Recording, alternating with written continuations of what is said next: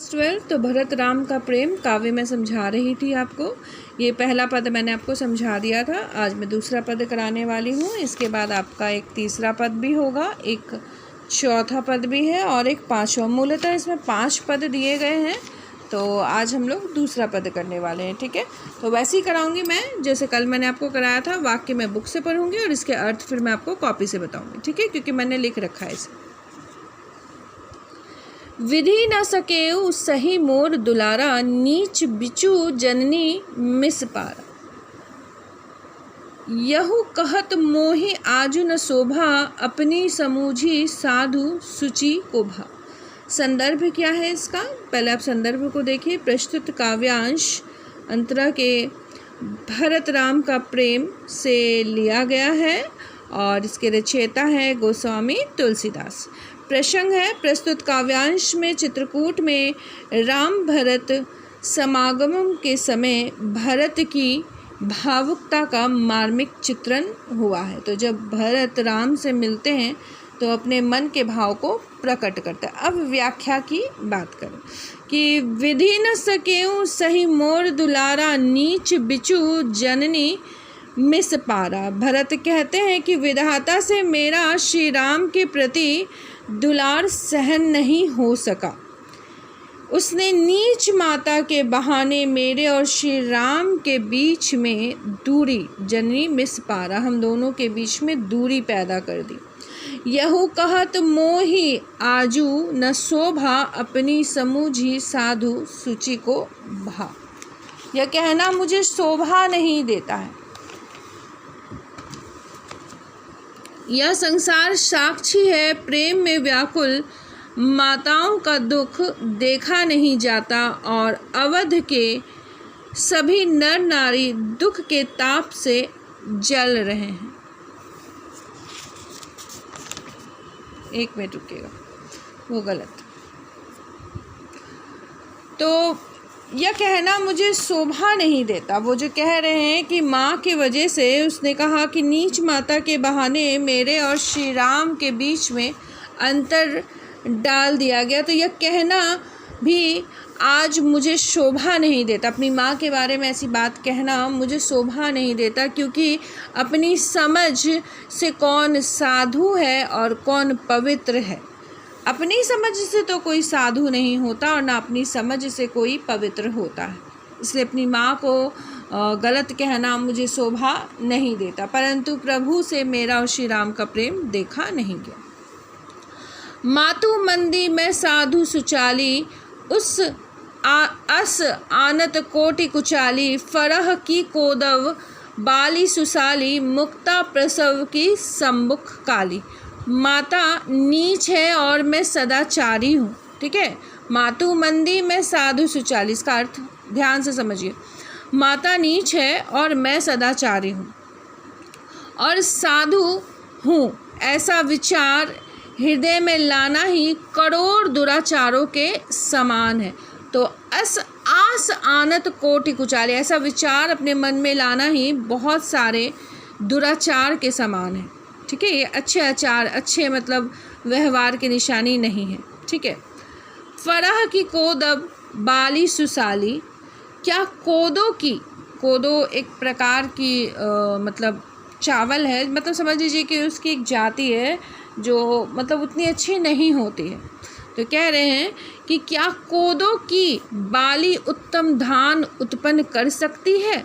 मतलब जो कोदो है उससे क्या कोई उत्तम धान उत्पन्न हो जाएगा? कोदो प्रजाति जो है उसकी बाली से, मतलब उसके बीज को जब आप डालते हो तो क्या कोई उत्तम धान उत्पन्न हो जाएगा? तो जैसे मेरी माँ है वैसे ही मैं हूँ। ऐसा तो नहीं है कि मैं बहुत सदाचारी हूँ, परंतु उनका प्रेम अपने भाई से बहुत गहरा था।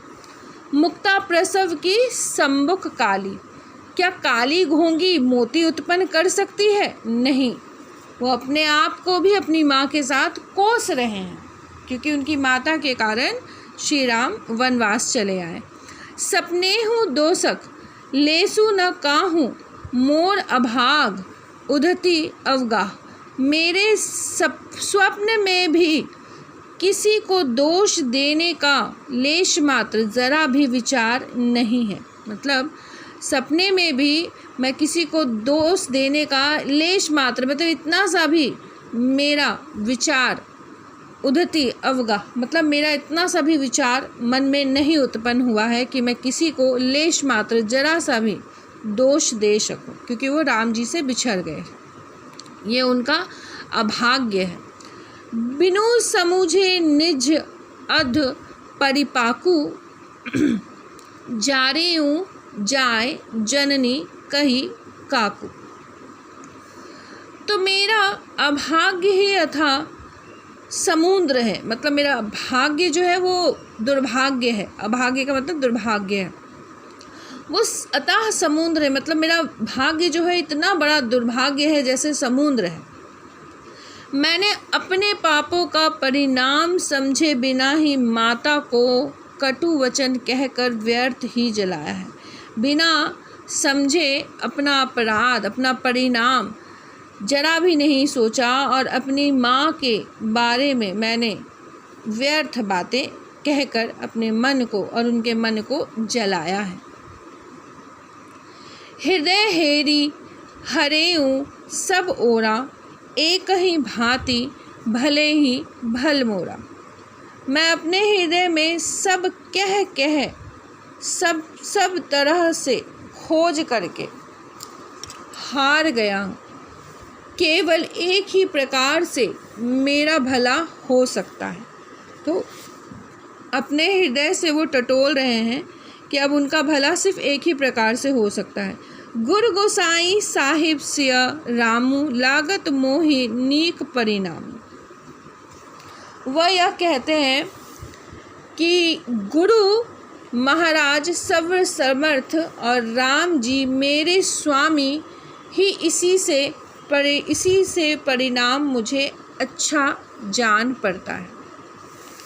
मतलब ये है कि मैं अपने मन को तो समझा नहीं सका कि मैं अपने भगवान के राम के बिना रहूं।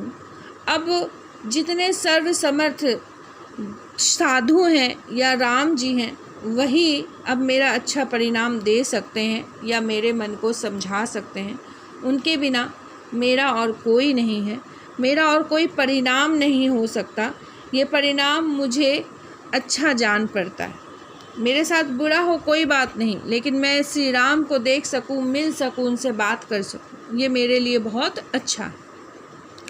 साधु सभा गुण प्रभु निकट कहूँ सुथल, सती भाव। साधुओं की सभा में गुरु वशिष्ठ और स्वामी राम के समीप इस पवित्र तीर्थ पर मैं सत्य भाव से कहता हूँ, प्रेम प्रपंचों की झूठ फुर जानहि मुनि रघुराव।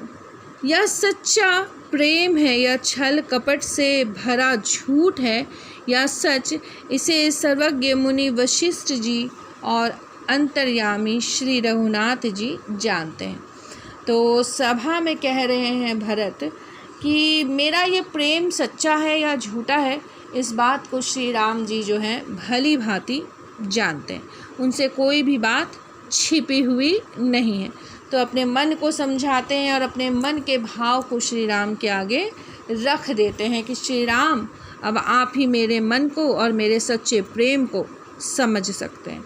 ठीक है, विशेष बातें देखिएगा। काव्यांश की भाषा अवधि है।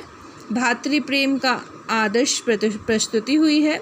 करुण रस का वर्णन किया गया है। उपमा रूपक दृष्टांत अलंकारों से आकर्षण निरूपण हुआ है। बहुत आकर्षक रूप पैदा हुआ है, क्योंकि जहाँ अलंकारों का प्रयोग होता है वहाँ काफ़ी काव्य में सुंदरता आ जाती है। ठीक है, तो आज मैंने आपको कितना करा दिया देख लीजिए। पहला पद तो हो गया और आज मैंने आपको दूसरा पद, ये साधु सभा गुरु प्रभु निकट कहूँ सुथल सती भाव, प्रेम प्रपंचों की झुट फुर जानहि मुनि रघुराव।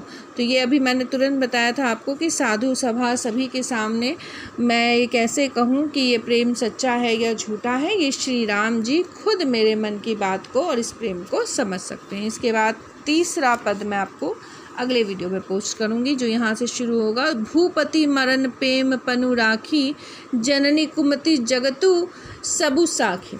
तो अब आप इसको पढ़ने का प्रयत्न कीजिए, अर्थ को समझने का प्रयत्न कीजिए। फ़ोटोज़ मैं आपको सेंड कर दूँगी। धन्यवाद।